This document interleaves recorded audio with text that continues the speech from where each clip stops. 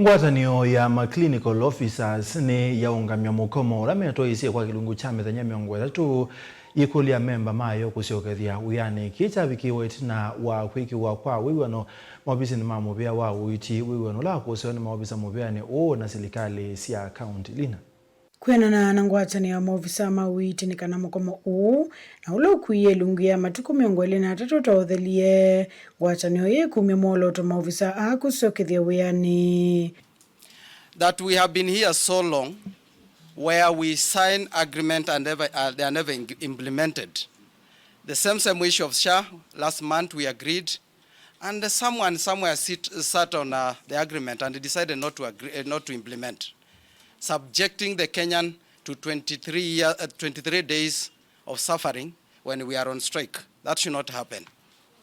And we encourage that we must be able to follow the law. Huyo Itina mawendekethyo mona muno kukonia nzia ya Uiiti ya SHA Kwikiwa. The government remains committed to addressing the key concerns raised by our clinical officers while ensuring that the healthcare needs of all Kenyans are met without disruption. At the council, we are willing to negotiate, to talk, to put ourselves in your shoes within the reality of our state of the economy. Because my ministry remains open to ensuring that the needs of both healthcare workers and the public are met and or addressed in a timely manner. But I'm happy today that we have agreed, and I think the patients can breathe a sigh of relief, because now that means that once affected, where we work as clinical officers, the procedures that we do render, we will be able to render to Kenyans, and so Kenyans are the biggest beneficiaries. Na uyovo zamaine kuendea na kusukumia mama wendekethyo ala matanavikia kuthinikiwa ni Muvia uwa Uiiti atio kwa uyuni manengi wa moloto wa Kusyokethya Wiani.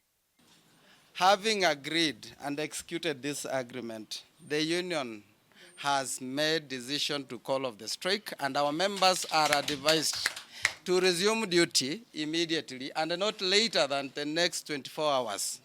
And I appreciate the Ministry and the Council of Governors because they have given their commitment to fast track the completion of the CBA, and also that now we can jointly be able to ensure that by the time the contracts for the Uiiti come to an end, they will be absorbed as had been agreed upon, and also to deliberate and ensure that also the internship is streamlined.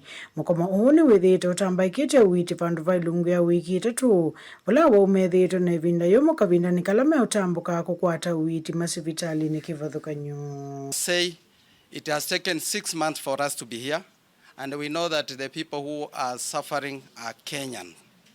Good report ya Mauvisini nilina Musangi.